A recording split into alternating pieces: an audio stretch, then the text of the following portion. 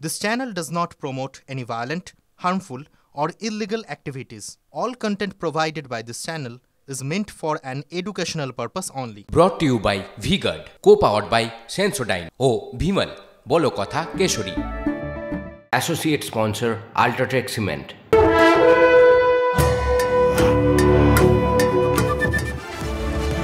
আর এই মুহূর্তে দাঁড়িয়ে রনিপা আমাদের নন্দীগ্রামে নজর রাখতেই হচ্ছে, কারণ 24 ঘন্টাও আর বাকি নেই, সেখানে ভোট রয়েছে। কিন্তু তার আগে গতকাল আমরা দেখলাম একদম অগ্নিগর্ভ পরিস্থিতি, রণক্ষেত্রের চেহারা নিয়েছে নন্দীগ্রাম। কালকে ভোট, তার আগে এখন কি পরিস্থিতি? কারণ নন্দীগ্রামে বিজেপি কর্মী খুনে পারদ ক্রমশই চড়ছে।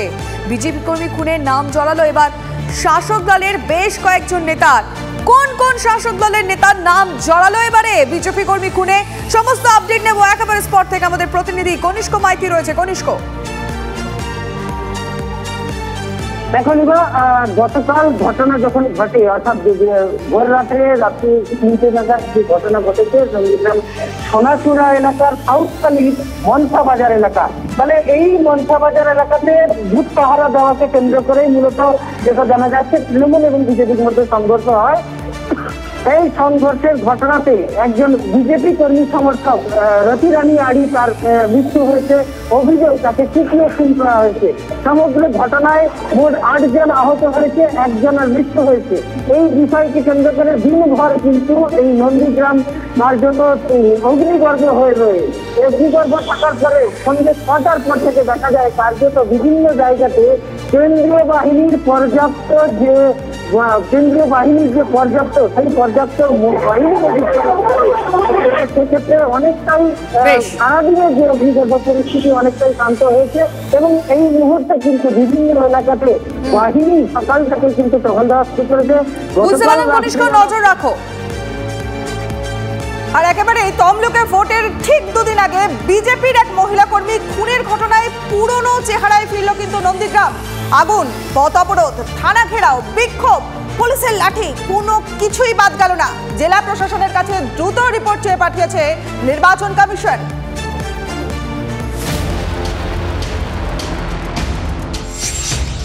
ঘটনা শুরু বুধবার রাতে। স্থানীয় সূত্রে জানা গিয়েছে নন্দীগ্রামে সোনাচূড়ার মনসা বাজারে রাত পাহারা দিচ্ছিলেন বিজেপি কর্মী সমর্থকরা। অভিযোগ সেই সময় তৃণমূল আশ্রিত দুষ্কৃতীরা বাইকে করে এসে তাঁদের উপর চড়াও হয়। দুষ্কৃতীদের ধারালো অস্ত্রের আঘাতে লুটিয়ে পড়েন রতিবালা আরি নামে এক বিজেপি কর্মী। মাকে বাঁচাতে গিয়ে গুরুতর জখম হন রতিবালার পুত্র সঞ্জয় আরিও। দুজনকে হাসপাতালে নিয়ে গেলে রতিবালাকে মৃত বলে ঘোষণা করা হয়। মা কেন চাইবে ছেলে কোনো তর্ক করে চলে আসুক? ছেলেটা তার মাকে এরকম অবস্থা করে ডেড হয়ে গেছে। এখন যে ছেলেটা পিজিতে আছে সে বাঁচবে, আরও তো একটা ছেলে গিরিয়ার একটা ছেলে বাঁচবে কিনা জানি না। কারা মারলো? যারা মারলো তারা কারা? টিএমসি, তারা তো মেরেছে।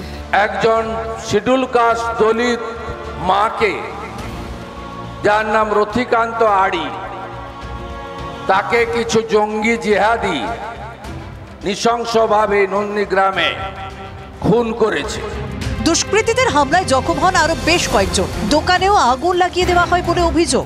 দাড়ি কাটবে 10 টাকা চায়, হাটে বাজারে মাগে খায়, তার মতো ছেলেকে রড মেরে খুলি উঠিয়ে দিয়ে। এইটা কি রাজনীতি? দোকানগুলোতে আগুন কারা ধরালো? এটা তো টিএমসি সব। কোনটা আপনার দোকান? কোনটা? এই তো সোনা দোকান। হ্যাঁ, সাজা ছিল, বিশাল ভাবে সাজা ছিল। হ্যাঁ, সব দেখো রাত থেকে জ্বলছে। আচ্ছা, দোকানে জিনিসপত্র ছিল কিছু? হ্যাঁ, 10 লাখ টাকার মাল ছিল। ঘটনার খবর চাউর হতেই বৃহস্পতিবার সকাল থেকে উত্তপ্ত হয়ে ওঠে সোনাচূড়া সহ একাধিক এলাকা। গাছের গুঁড়ি ফেলে পথ অবরোধ করেন বিজেপি কর্মীরা।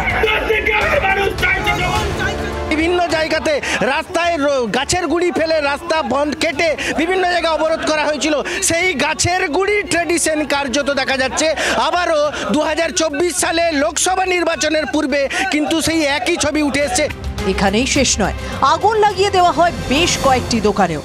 সামনেই একটি দোকান রয়েছে, এই দোকানের ছবিটা একটু দেখানোর চেষ্টা করি। দোকানের ভিতরে এখনও আগুনের শিখা দেখতে পাওয়া যাচ্ছে। এই দোকানের শাটার ভেঙে লুটপাট চালিয়ে দোকানে আগুন ধরিয়ে দেওয়া হয়, যেটা তৃণমূলের তরফ থেকে অভিযোগ করা হচ্ছে যে বিজেপি কর্মী সমর্থকরাই কিন্তু এই অগ্নিসংযোগ এবং ভাঙচুরের ঘটনায় যুক্ত রয়েছেন। যদিও বিজেপির তরফ থেকে যেটা দাবি করা হচ্ছে যে বুধবার রাতের যে ঘটনা, সেই ঘটনার পরিপ্রেক্ষিতে গ্রামবাসীদের যে জনরোষ, সেই জনরোষের কারণেই কিন্তু এই ভাঙচুর বা অগ্নিগর্ভ পরিস্থিতি তৈরি হয়েছে। এটা কোনো রকম বিজেপি না, এটা জনরোষ, এখানে সবাই আছে।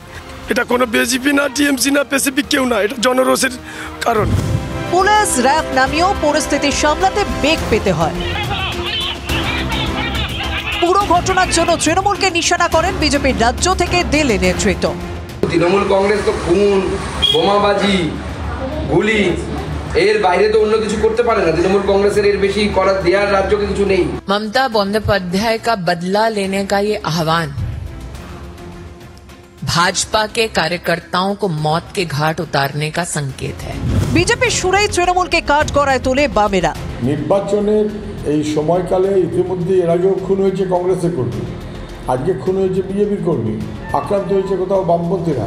তৃণমূলের দাপট দেখাবার সময় আর কিন্তু মানুষ সহ্য করছে না, এটা যেন বুঝে রাখে। আমি তীব্র নিন্দা করছি। যদিও হামলার দায় অস্বীকার করেছে তৃণমূল। যে মেয়েটি মারা গেছে সে মেয়েটি সারা জীবন তৃণমূল কংগ্রেসকে ভোট দিয়েছে, তাই ওখানে নিজেদের গণ্ডগোলকে সামাল দিতে না পেরে তৃণমূল কংগ্রেসের কাঁধে বোঝাটা চাপিয়ে দিয়ে তৃণমূল কংগ্রেসের নেতৃত্বদেরকে কেসে ফাঁসানোর জন্য একটা রণকৌশল করেছেন এটা বিজেপি। বিকেলের দিকে পরিস্থিতি আঁচ করতে সোনাচূড়ায় যায় রাজীব বন্দ্যোপাধ্যায়, পার্থ ভৌমিকের নেতৃত্বে তৃণমূলের এক প্রতিনিধি দল। তখন ফের একবার উত্তেজনা ছড়ায়।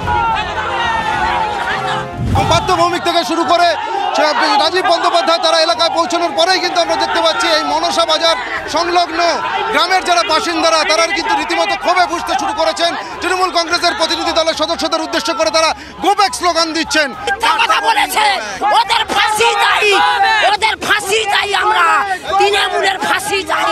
নির্বাচনের আগে আমি আবার বলছি, একটা পারিবারিক বিবাদকে কেন্দ্র করে, পুরোপুরি নিছক পারিবারিক বিবাদ, সেই পারিবারিক বিবাদকে কেন্দ্র করে দুই পক্ষই বিজেপি।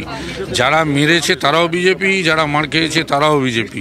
এই জায়গায় আদি নব্য বিজেপির লড়াই পুরোপুরি পরিকল্পনা করে একটা সন্ত্রাস তৈরি করে, আর এখানে তৃণমূলের অস্তিত্ব নিয়ে। ভোটের আগে প্রচারে শেষ দিনের এই অশান্তির ঘটনায় জেলা প্রশাসনের থেকে দ্রুত রিপোর্ট চেয়ে পাঠিয়েছে কমিশন।